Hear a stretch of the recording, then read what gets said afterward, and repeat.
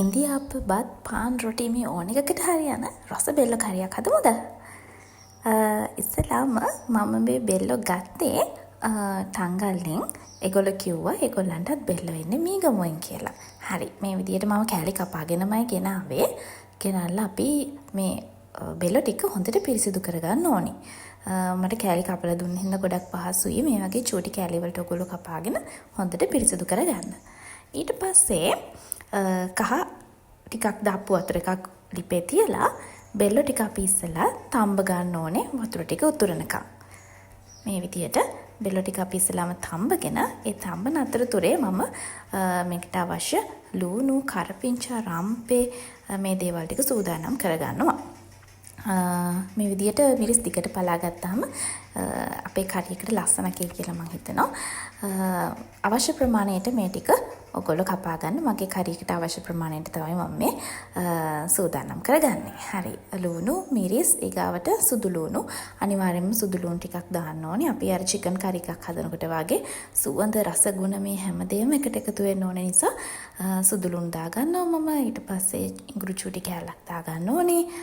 මේ විදියට කපනට වැඩිය තැලුවොත් තමයි හොඳ රසක් සුවඳක් අපිට එන්නේ. හරි. ඊට පස්සේ රම්පේ ඒත් එකම කරපිංචා ටිකකුත් අපි එකතු කරගන්න ඕනේ. මේ විදිහට කපපු ඒ කලමනා ටික පැත්තකින් තියපා. පොල් කිරි අපිට ඕන වෙනවා. හරි. දැන් අපේ බෙල්ලෝ ටික තැම්බිලා ඉවරයි.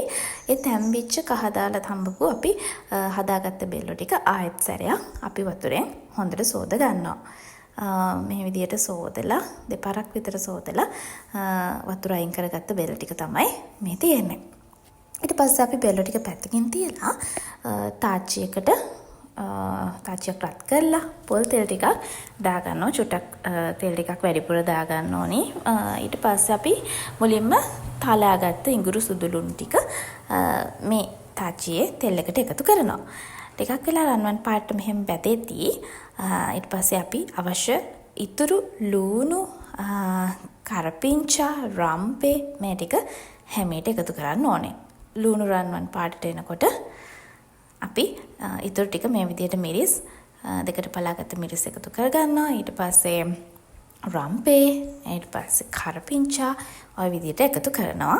එකතු කරලා ඔය විදියට චුට්ටක් බැදෙන්න දෙන්න තෙල් එක සුවඳ වෙනවා. එතකොට අපේ කරි එක රස වෙනවා සහ මේක හරිම ගුණදායක වෙනවා මේ වගේ දේවල් ටිකක් එකතු කළාම. හරි. ඊට පස්සේ මම රත් වෙච්ච තෙල් එකටම මේ විදියට මිරිස් හැඳි දෙකක් එකතු කරනවා. ඒකෙන් අපේ බෙල්ලෝ කරි එකට හොඳ පාටක් එනවා තෙල් එකේ මිරිස් කුඩු බැදෙද්දී. ඊට පස්සේ මම කෑලි මිරිස් චුට්ටක් එකතු කළා. මේ එකතු කරන්නේ කුරුඳු පොතු ටිකක් එකතු කරලා ඊට පස්සේ එනසාල ඇටයක් එකතු කරනවා. කරාබු නැටි ටිකක් එකතු කරන්න තිබ්බනම් හොඳයි. මං ගාව මේ වෙලාවේ තිබුණේ නැහැ. හරි. අමු 3-5 එකතු කළා හැන්දක් විතර. ඊට පස්සේ ඒකත් හොඳට බැදෙන්න දෙනවා මේ විදියට. අර තෙල් එකේම හොඳ සුවඳක් එනවා මේ වෙලාවේ මේ ඔක්කොම එකට බැදෙද්දී. ඊට පස්සේ මම එකතු කරනවා ගම්මිරිස් පොඩ්ඩක්. හැබැයි මට පස්සේ නම් හිතට මම මේ එකතු කරපු ගම්මිරිස් ප්‍රමාණය මදි කියලා. හොඳ සැරට තියෙනකොට තමයි හොඳ. අර මම කිව්වා වගේ බත්, පාන්, රොටි, ඉන්දියාප්ප මේ හැමදේම එක්ක වගේම බයිට් එකටත් මහත්තයට හදලා දෙන්න බෙල්ල කරි එක සුපිරි. හරි. මේ විදිහට අපි තඹගත්ත බෙල්ලෝ ටික එකතු කරනවා. අර රත් වෙච්ච තෙල් එකට ඒත් එක්කම වතුර පොඩි ප්‍රමාණයක් එකතු කරනවා. මේ විදිහට. ඊට පස්සේ මස් කරි 3-5 ටිකක් තමයි මම මේ එකතු කළේ අවසානෙට. ලුණු චුට්ටක් එකතු කරගන්නවා රස පදම අනුව. බෙල්ලන්ගේ හැම ලුණු රසක් එන්නේ නැහැ. මුහුදු ආහාරයක් වුණාට ඒකින්ද අපි ලුණු ටිකක් එකතු කරනවා. අපි පොල් කිරි එකතු කරනවා. ඇත්තටම ඉස්සෝ දැල්ල වගේ උෂ්ණාධික කෑමක් තමයි බෙල්ලෝ කියන්නේ. ඒ වගේම ඔමෙගා 3 සපිරි මුහුදු ආහාරයක්. මේ එකතු කරේ මම ගොරක පේස්ට් එකෙන් ටිකක් මේ විදියට කලවම් කරලා ගත්තාම ඔන්න ඔය විදියට තමයි අපේ බෙල්ලෝ කරි එක හැදුනේ. මම පොල් මැල්ලුම් එක්ක රතු බත් එක්ක තමයි මේක කන්නේ. එහෙනම් මේ වගේ රස බෙල්ලෝ කරියක් හදලා රස බලන්න මාවත් සබ්ස්ක්‍රයිබ් කරගෙන යන්න. බයි.